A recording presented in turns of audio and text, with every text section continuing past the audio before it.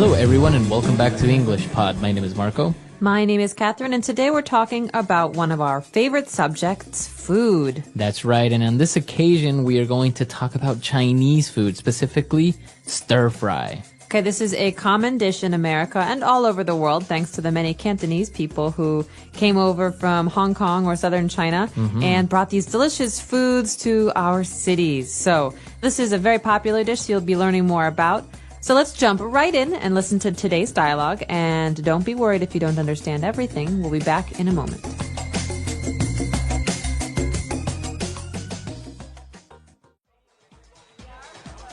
Oh man, I had the best supper last night.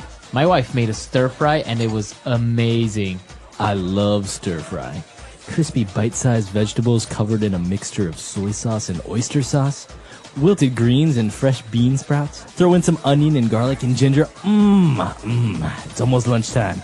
I would die for a plate of stir-fry right now. Well, you can keep the vegetables. I'll take the meat. The stir-fry my wife made was really hearty, with chunks of beef and slivers of bell peppers and onion. What? You call that a stir-fry? More meat than vegetables? That's the worst insult you could throw at a Chinese stir-fry. What a disgrace to the wok she fried it in. What you had is equivalent to a fajita without the wrap.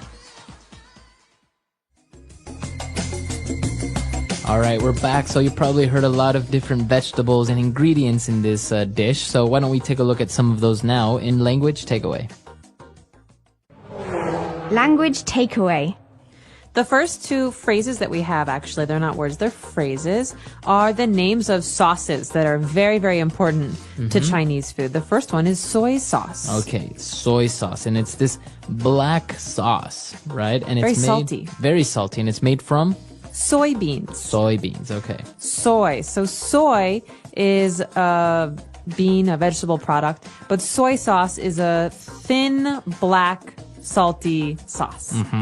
Okay, and it's very, very common to use it with Chinese dishes especially. It's very related. You usually have sushi with soy sauce. Exactly. So Japanese food use a lot of this too.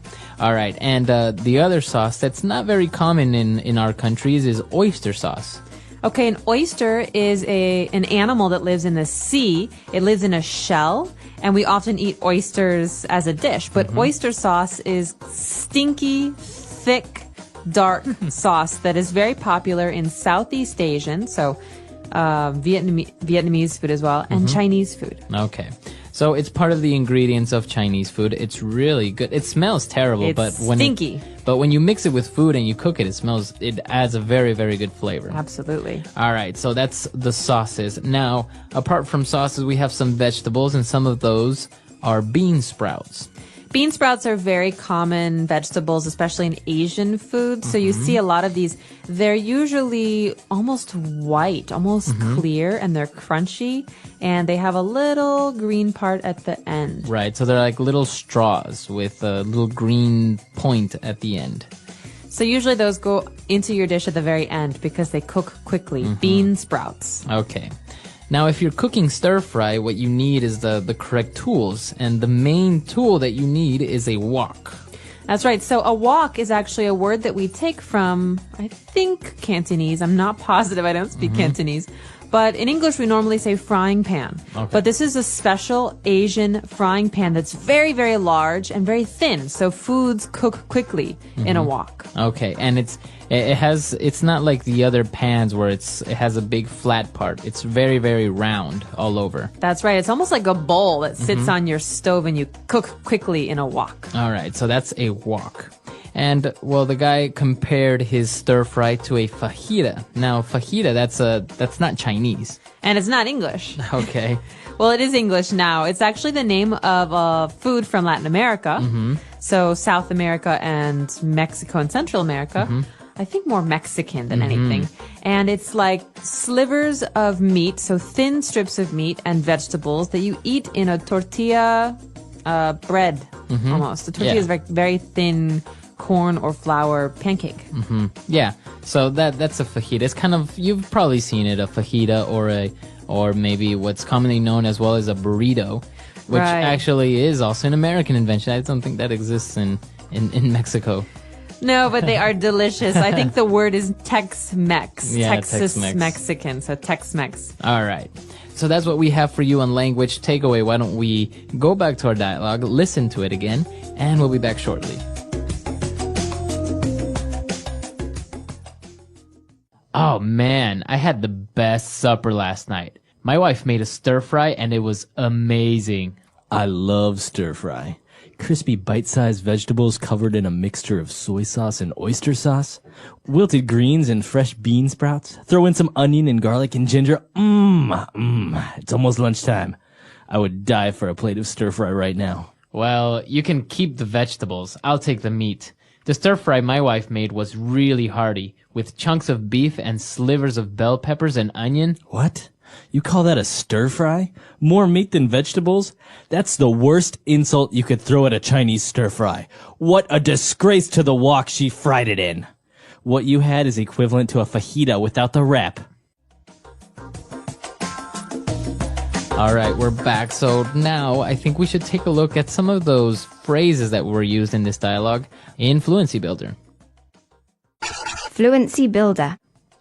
The first phrase we have in Fluency Builder is a phrase that you will hear very often when you watch cooking shows. So this is a term we say throw in, to throw in. Okay, so throw in some vegetables or throw in some onion and garlic, and that means to just put it into the pan, put it into the pot. That's right, but it's very general or casual or easy. You just add some. If we want to be specific, we can say, please add 1 cup chopped onion. Okay? 1 cup of chopped onion. But here's throw in just means add casually. Okay, add some onion. So we throw in all of these ingredients and it sounds so delicious that the guy says, I would die for a plate of stir fry right about now. So that means he wants some stir fry. I would die for is a good thing. It's a way to say I really want something. It's an exaggeration. It's not like you would actually die for it or you are dying to eat it. It's just that it's an exaggeration means that you really, really want it.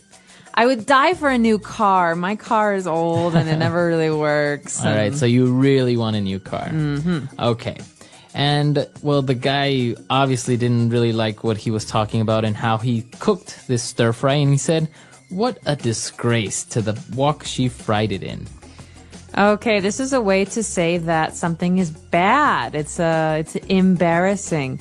So we can say that this food is a disgrace to Chinese food because Chinese food is one way, but this doesn't even look like Chinese food. So a disgrace.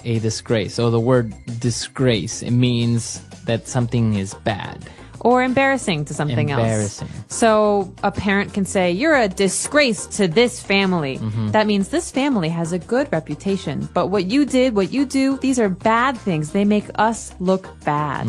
They're embarrassing. They're embarrassing to us. Okay. So it's a very strong phrase. This is a disgrace. Okay. A disgrace. Very good. A strong phrase, and you can use it if you ever want to talk about someone or something in this way. But remember, it is pretty strong, right? Very. If you say somebody's a disgrace, it's pretty insulting. It's hurtful. Okay. So why don't we listen to our dialogue for one last time, and we'll be back.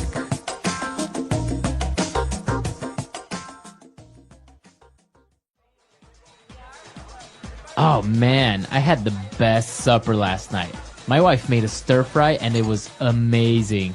I love stir fry. Crispy bite-sized vegetables covered in a mixture of soy sauce and oyster sauce.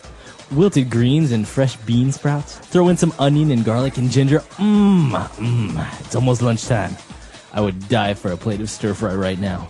Well, you can keep the vegetables. I'll take the meat. The stir fry my wife made was really hearty, with chunks of beef and slivers of bell peppers and onion. What? You call that a stir fry? More meat than vegetables? That's the worst insult you could throw at a Chinese stir fry. What a disgrace to the wok she fried it in. What you had is equivalent to a fajita without the wrap.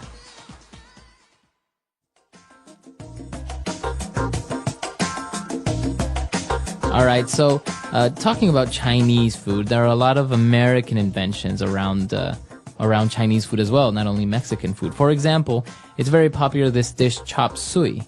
That's right, chopped suey. And I think I read somewhere that chopped suey is actually might have been a Cantonese dish that came from all of the leftovers and kind of garbage in the kitchen where you would just fry it together and it was a cheap, easy meal. So chop suey. Okay. It's kind of like an English, it's like a pidgin English.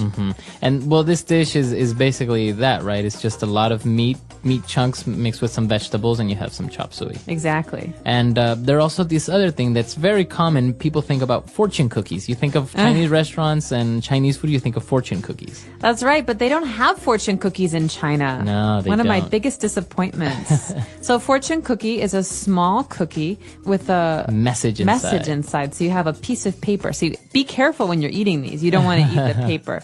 But the paper sometimes says very strange things like, you will have a terrific number 7. Right, or something like that. So that's why they're fortune cookies. They usually talk about your future or what's going to Beware happen. of whales. So, but that's also an American invention that doesn't exist in China. It doesn't really come from China, right? Exactly. All right. So if you have any other information about food, or we're always glad to hear it. Because we're always hungry. Or if you have a favorite Chinese food, please let us know. Our website is englishpod.com. We can't wait to hear from you, and we will talk to you next time. All right, bye.